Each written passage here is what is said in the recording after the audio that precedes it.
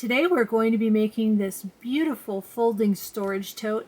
This one comes from the So Timeless Bella box. I've also made 3 other folding storage totes. Stay tuned, get a peek at that, and work through your fabric is my favorite color tote with me. From the Everyday Appliques Volume 1 designs, I was told there would be snacks. I did that on a red tote with scrap fabric and thread from my stash. When life gives you scraps, make a quilt. I actually have this holding a lot of my Kimberbell embellishments and the felt. It's just the right size. I'm getting a lot of use out of this. This is the blush tote. And these were all Lori Holt fabric scraps. And the My Soul is Fed with needle and thread. This holds my rope. I have some Kimberbell project rope in here. And I have colored rope that I got at QuiltCon from a vendor, Mountain Thread Company. I'll link them below. You can look at their colored rope. All of the ropes work really good with the Kimberbell rope basket. I actually have a few here. Here's their butterfly rope bowl kit and the Hoppy Easter. One of the things I like to do is open these ahead of time. I use some clappers, these little wooden things, to help flatten it out. You can also use books. I like to open my totes the day before and just give them a day to rest and flatten out. If this is your first tote, you'll notice in the package there's a piece of scrap embroidery leather. This is for you to practice with in the Everyday Appliques designs. There's a really neat heart design, and I made something really fun with my scrap. Let me show you. This was my scrap of embroidery leather from the blush tote, and I made it into a zipper bag. I made a tutorial on this that's on my channel. I'll link that in the description box below. I used scrap fabric, pieced some fun fabrics together, used a piece of zipper. My tutorial teaches you how to put in a zipper if you've never put in a zipper before. And the bag is also lined. I used fusible fleece for the lining, and all that information is with this video. Make sure you practice on your scrap and save it, and you can make something fun with it. This project uses the wash away sticky back and optional wash away topping. I've made 3 of these totes, and I only use the wash away topping on the first one. What you want to do is practice. Find out if you need it or not. My machine didn't have a problem using the embroidery leather without the topping. This is the type of needle I've been using for my embroidery. Some people switch out to different needles. I haven't had any trouble or needed a special needle at all for the embroidery totes. To start your project, make sure you get all your fabrics ready. Have your stabilizers, additional materials. This is on page 8 of your instructions. Your thread colors are here on page 9. The little heart design, the I Heart Applique PDF, it's included so you can stitch out your test sample. You want to prep your fabric with your fusible backing. I've already done that for my small pieces of fabric. Here's my fusible backing. Then we're going to go ahead and hoop the sticky back wash away, and I'll show you how to scratch it and peel it off so it's ready to use. This is the Kimberbell Wash Away Sticky Back Embroidery Stabilizer. I have a link in the description box below showing all the different kinds of stabilizers. When you get this off the roll, you'll notice there's a shiny paper side and there's a side that feels more like cloth. When you go to put this in your hoop, you want the shiny paper side facing up. And it can be a little tricky to hoop because it's thick. It's got the paper on top of the stabilizer, so make sure you loosen your hoop quite a bit. And then lay that down. And then press your hoop in. You can see I don't have my hoop loosened quite enough. It might take a little more pressure than you're used to hoop. Again, make sure your hoop is nice and loose.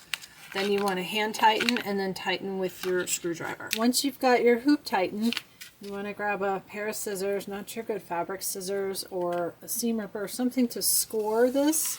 You want to scratch the paper part, but you don't want to poke through to the back. Just going to kind of lightly scrape it. I like to go all the way around. And you want to peel it up. Of course, when I do this on camera, it's not working very well. If this happens, get some tweezers. There we go. I'm going to go ahead and get all the rest of the paper removed. Now you've got the sticky side exposed. You want to come over to your machine, load your file. I'm using a Baby Lock Meridian. There's the heart practice file right there. It's in the same folder with your tote. Once your file's up, I have a set button I have to push. and then an embroidery button. The first thing we're going to stitch down are these two lines. They're called the placement guides and centering tick marks. You want to stitch this with a thread that you'll be able to see.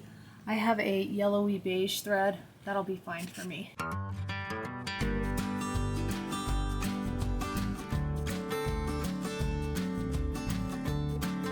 The next step we want to do is make some marks on our tote so we can line it up for embroidery.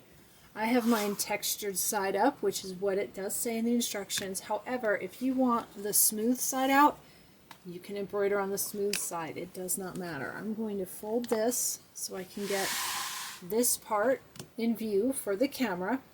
You're going to measure 2 7/8 inches in this direction. It says to mark with a water-soluble pen or mark with your fingernail. I do not recommend the fingernail mark. It makes an indentation and it doesn't come out. At least in my experience, I might have marked it too hard. Kimberbell makes these nice water-soluble pens. They're more like a marker. I have a lot of them because they come in the punch needle kits. Another option, and actually what I like to do, I'm going to look at my 2 7/8 inch mark first, which is going to be about here.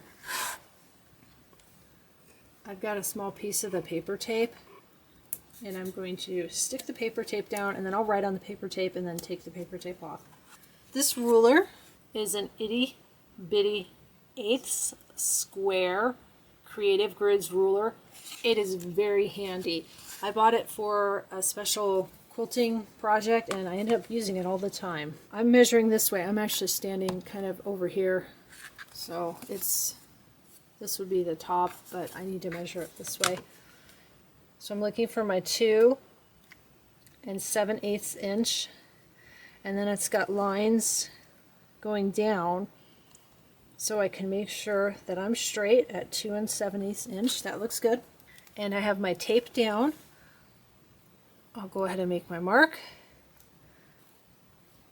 1 on each side. I have turned this because I'm standing over here. What you're going to do, look at those marks you just made on the stabilizer. See how it has that little tick mark that stands up? You've got a nice straight line and then a tick mark kind of pokes out, 1 on each side. Those little marks line up with the mark you just made, and then the longer marks are to help make sure you lay down your tote piece straight right onto that sticky stabilizer. You can move it as you work. When you get it where you want it, when you have all your lines lined up, that's when you're going to press it down. So I'm going to take this and line that up kind of on my tippy toes above the camera here. That looks good here. A little bit off. Recenter.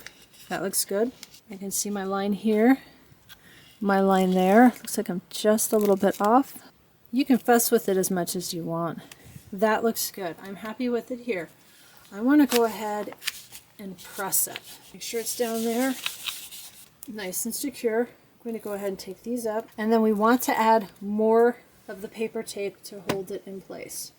My Kimberbell paper tape. It shouldn't come up, it should be stuck down there. 1 here, and then you want 2 more pieces. You want them here and here, top and bottom. 1 there and 1 there. Press them down really good. Now that you have everything taped down, you've got to do something with the extra pieces of tote so they don't get in your way. Go ahead and fold. Fold again. And then you have a couple options. You can use some paper tape, and that's what it shows in the instructions. It shows using the paper tape to hold it down.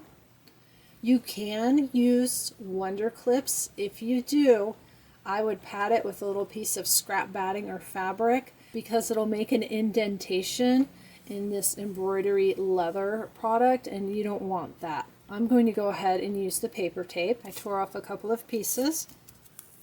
I'm going to put it right here, and I'm going to tape this flap just like this. I've found that sometimes this piece does need to be moved out of the way depending on where this design is stitching. And as long as I have this part taped, I haven't had any problems with doing these on my flatbed embroidery machine. All taped up.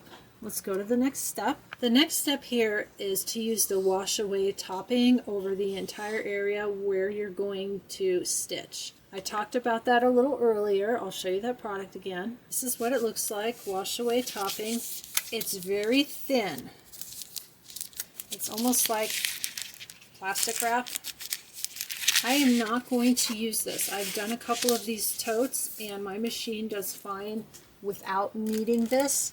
If you've never done a tote before, grab your scrap piece, do that heart design.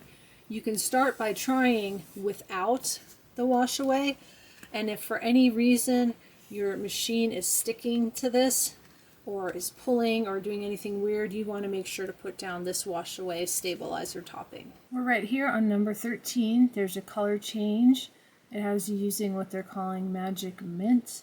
The rest of this is pretty much standard embroidery, placement, lay down your fabric, tack down, trim. I do have other videos on my channel walking through applique and that type of thing. I'll link some below for you. What I'm going to do is go ahead and stitch all of this out, and then I'll pick up at the end. This is what I do with the extra piece of tote. You can keep it flipped over, but sometimes when the design gets close to the top, this gets in the way. This is really lightweight. I haven't had any trouble with letting it sit here. The machine moves, it doesn't catch on anything.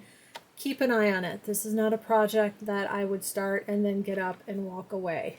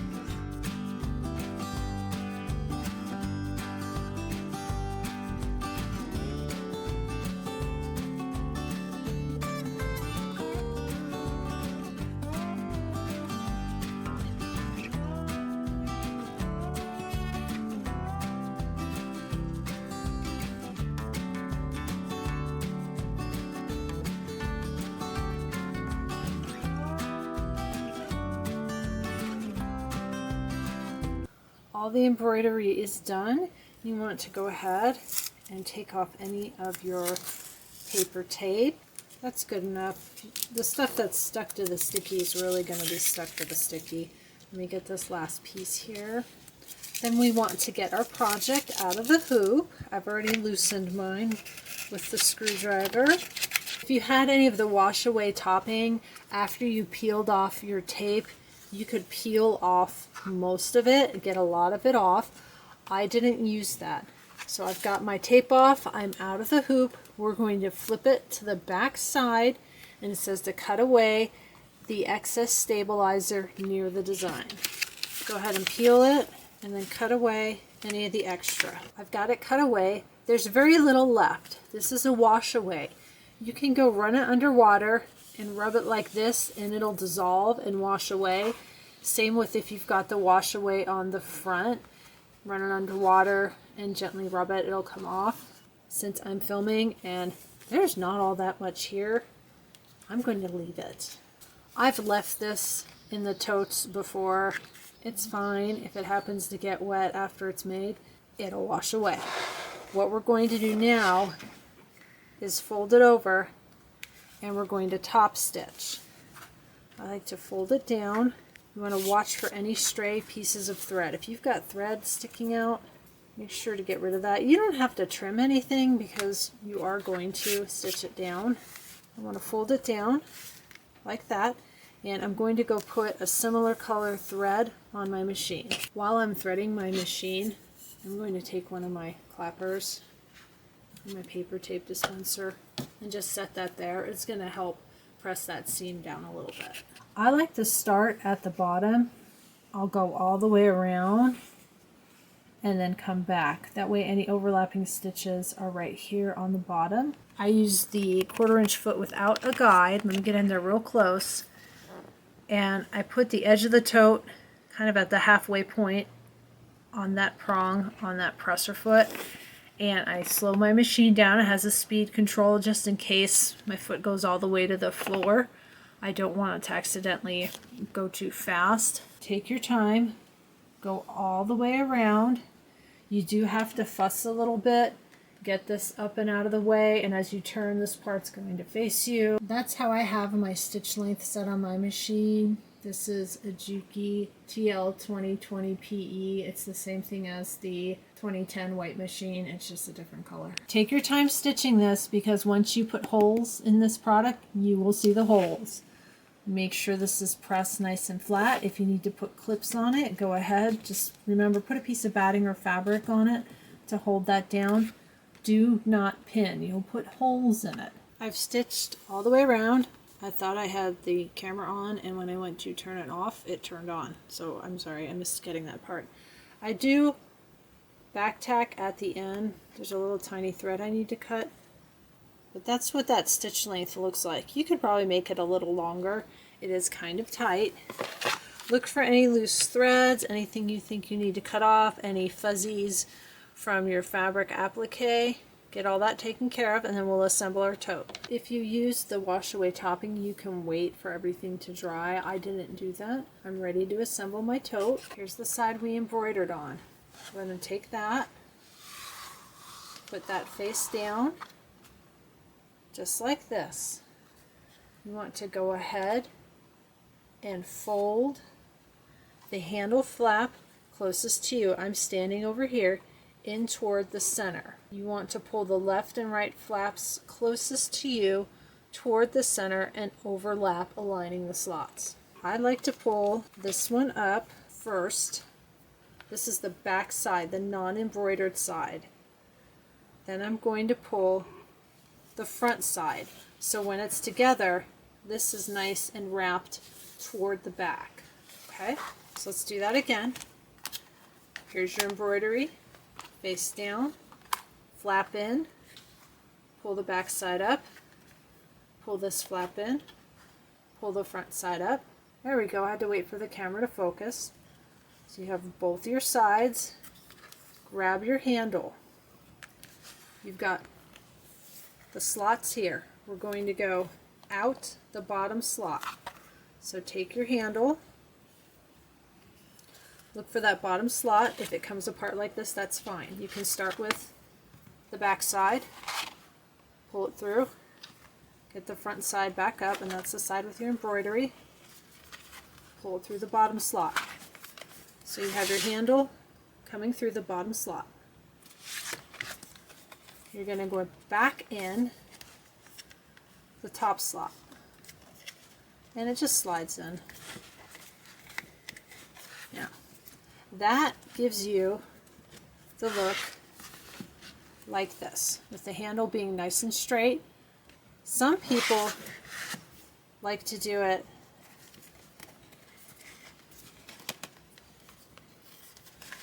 another way. I've seen people fold like this. Let's see what it looks like. Some people like to go like this. And you can. If you like the way this looks better, you can do it this way. I like the other way. But if you want to see the handle on the side like that, you can do that. I'm going to go ahead and put it back the other way. Fold in, back side, front side, and then back through both.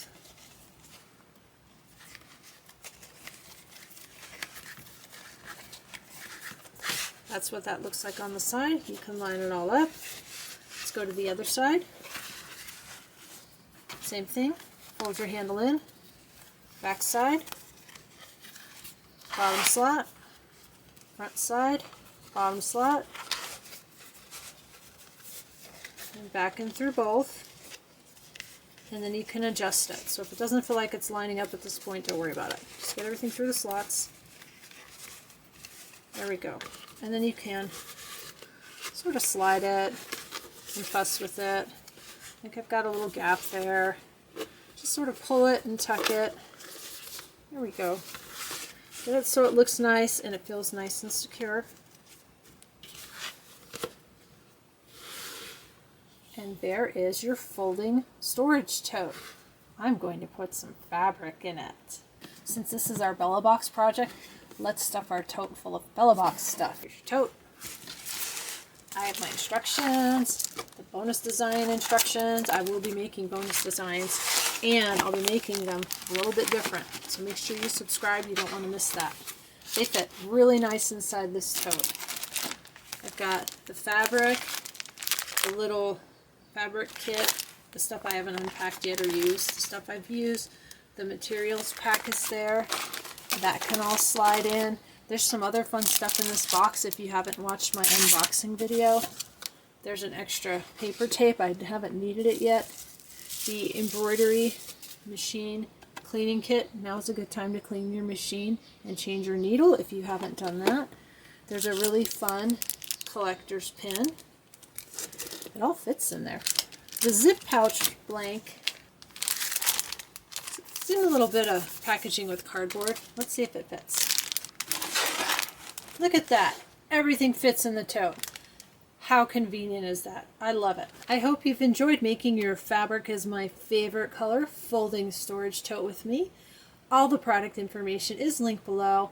Please like and subscribe. Share the video too. It's hard to beat that YouTube algorithm. Any comments or questions, always welcome. Please leave them below. Let me know if there are any questions. And make sure to subscribe. I'll be doing all of the Bella Box projects. I'm also currently working on the Star Spangled Beauty Ladder Quilt, and I have a quilt along going for that. Make sure you check that out. Join me to make your quilt in time for the 4th of July. I'll see you next time. Bye, everybody.